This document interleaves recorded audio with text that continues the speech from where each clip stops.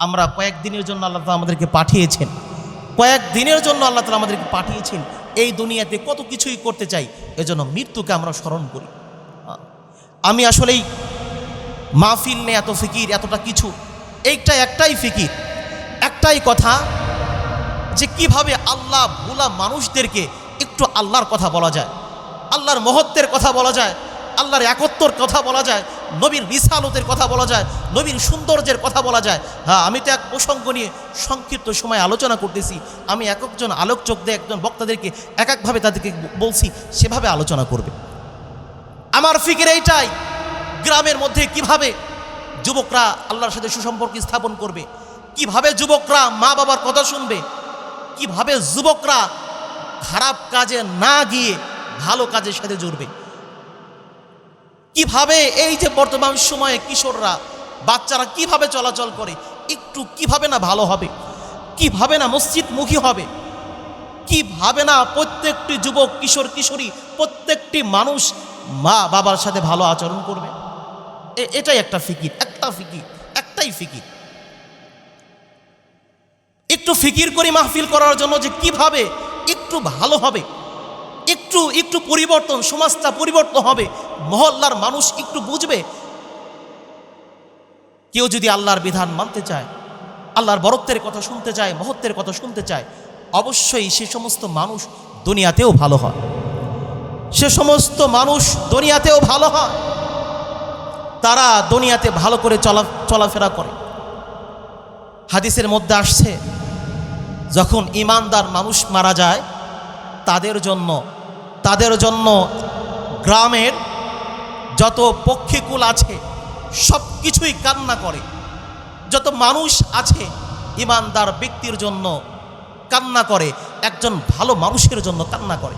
শুধু এতটুকুই সীমাবদ্ধ না, একটা ভালো মানুষ যে রাস্তা দিয়ে হাঁটতো, একজন ভালো মানুষ যে জায়গায় দাঁড়িয়ে কোরআন তেলাওয়াত করত, একটা ভালো মানুষ যে জায়গায় দাঁড়িয়ে একজনকে দ্বীনের কথা আহ্বান করত, একজনকে নামাজের কথা বলতো, একজনকে আল্লাহর বরত্বের কথা বলতো, একটা জায়গায় গিয়ে একটা মানুষ কিভাবে প্রথমে তার সাথে সুসম্পর্ক স্থাপন করে পরে তাকে মসজিদমুখী করা যায়, কিভাবে তাকে নামাজি করা যায়, কিভাবে তাকে ভদ্র বানানো যায়, কিভাবে তাকে শিষ্টাচার বানানো যায়, কিভাবে তাকে গ্রামের মধ্যে উন্নয়নমূলক কাজ করা যায়, কিভাবে মানবতার কাজ করা যায়, এইটা নিয়ে যে ফিকির করত, যে জায়গায় দাঁড়িয়ে, যে জায়গায় হেঁটে, যে জায়গায় দৌড়ে এইগুলো কাজ করত, ওই মানুষ যেদিন মারা যাবে ওই জায়গাগুলো কান্না করবে, ওই হাঁটার রাস্তাগুলো কান্না করবে, আর ফেরেশতারা তো কান্না করবেই করবে।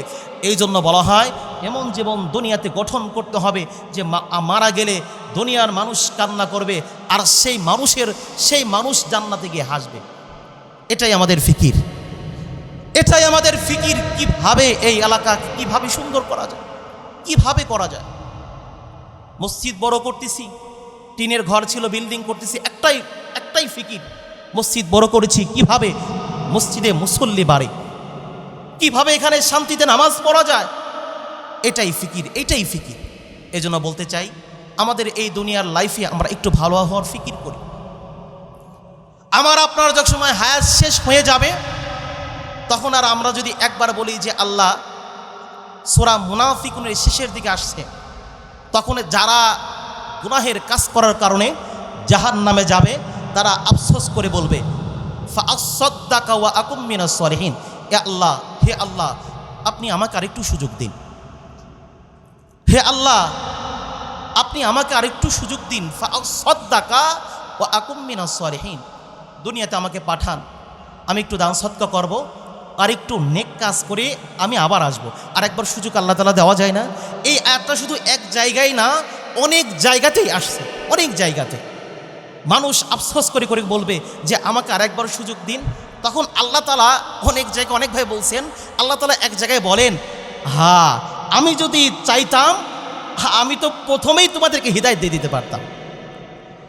আল্লাহ তাআলা এক জায়গায় স্পষ্ট করে বলেন, আমি যদি চাইতাম প্রথমেই তো আমি তোমাদেরকে হিদায়াত দিয়ে দিতে পারতাম, কিন্তু আমি তো তোমাদেরকে প্রথমে হিদায়াত দেব না। কারণ আরেক জায়গায় আল্লাহ তাআলা বলেন, ওয়ালাকাদ যারানা লিজাহান্নামা কাসীরাম মিনাল জিন্নি ওয়াল ইনস আল্লাহ তাআলা আরেক জায়গায় বলে যে আল্লাহ তাআলা অধিকাংশ মানুষের জন্য জাহান্নাম তৈরি করে রেখে দিয়েছে।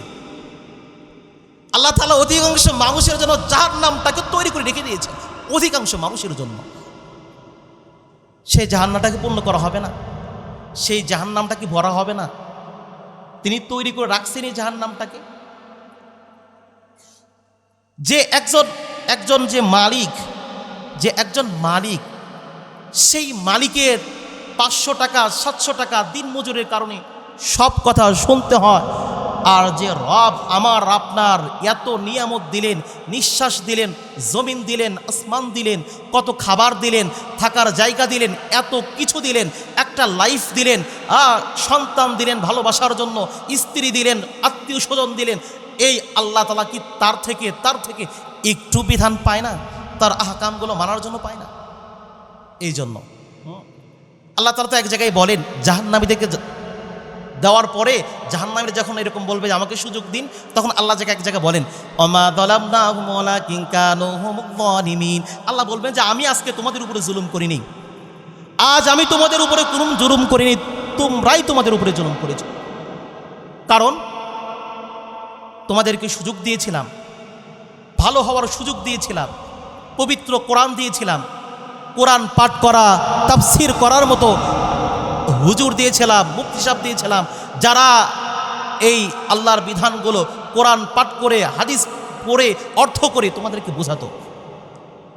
যে সময় এরকম বোঝানোওয়ালা লোক থাকবে না, তখন তো আল্লাহ তাআলা কিয়ামতি দিয়ে দিবেন। অর্থাৎ আল্লাহ বলবেন ওমা যালামনাহুম ওয়ালাকিন কানু হুমুয যালিমিন, আজ আমি তোমাদের উপরে জুলুম করিনি, বরং তোমরাই তোমাদের উপরে জুলুম করেছো।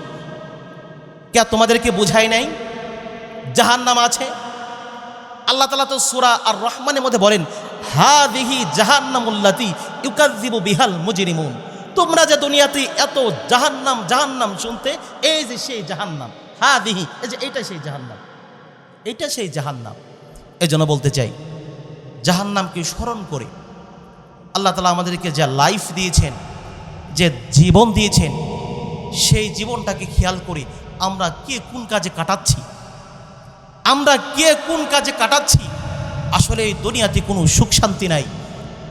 দুনিয়াতে আল্লাহর আহকাম মানা ছাড়া, নবীর আদর্শ ছাড়া আসলে ভালো কোনো সুখ শান্তি দুনিয়াতে নাই। সুখ শান্তি তো সেটাই যে ঘরের মধ্যে সামান্য খাবার হবে, কিন্তু সেই খাবার নিয়ে কোনো বৈষম্য থাকবে না, সেই খাবার ভাগাভাগি করে খাবে, সেই খাবার সবাই মিলে খাবে। আমি তো মাঝে মাঝে এইটাই বলি, ঈদটা উদযাপন করতে হবে, এভাবে বলছিলাম যে ঈদটা এভাবে উদযাপন করতে হবে, মা বাবা ভাই বোনদেরকে নিয়ে, আত্মস্বজনদেরকে নিয়ে একসাথে খাবার খাওয়া, একসাথে চলা, এইটাই না আনন্দ। মুসলমানদের আনন্দ হবে, সেই আনন্দের মধ্যে সব হবে। মুসলমানদের আনন্দ হবে, সেই আনন্দই সব হবে। কিন্তু আমরা এটা লক্ষ্য না করি, আমরা আনন্দ করি গুনাহের বাদ্যযন্ত্র নিয়ে, গুনাহের যত সরঞ্জাম আছে সেইগুলো নিয়ে। এই জন্য আমি আমার এলাকার মানুষদেরকে বলতে চাই, খুব হাতে পায়ে ধরে বলতে চাই, আমরা চলে যাব। আমাদের কেউ থাকবো না, আমরাও থাকবো, আমি থাকবো না, আপনিও থাকবেন না। বরং তারাই সৌভাগ্যবান যারা এই দুনিয়াতে থেকেই এই সুযোগে আল্লাহ তাআলার ইবাদত করবে। এই সুযোগে আল্লাহ তাআলার ইবাদত করতে কি করবে? আল্লাহর আহকামগুলো মানবে, আল্লাহর আহকামগুলো মানবে। আমার মা বোনদেরকে বলতে চাই, আমার মাইকের আওয়াজ যতদূর পর্যন্ত যাচ্ছে, আপনারা অনেক ইমোশনাল, আপনারা অনেক কথা আমল করতে চান। আমি বলতে চাই, যে বলে বলুক, আপনি হঠাৎ করে পর্দা করলে বলবে যে হুজুরনি হয়ে গেছে, খুব ভালো হয়ে গেছে, এখন বুরকা করে চলে, এখন খুব ঘন্টা দিয়ে চলে। যে বলে বলুক, আপনার কবরে কেউ মা বোন যাবে না, কেউ আপনার কবরে যাবে না। হাদিসের মধ্যে স্পষ্ট হাদিস, আল্লাহর নবী শবে মেরাজে গিয়ে বললেন যে আমি জাহান্নামে অধিকাংশ মা বোনদেরকে দেখেছি, অধিকাংশ জাহান্নামী মা বোনেরা, খুব মা বোনেরা। দুইটা কারণ এক হাদিসের মধ্যে আল্লাহ নবী স্পষ্ট করে ঘোষণা করলেন।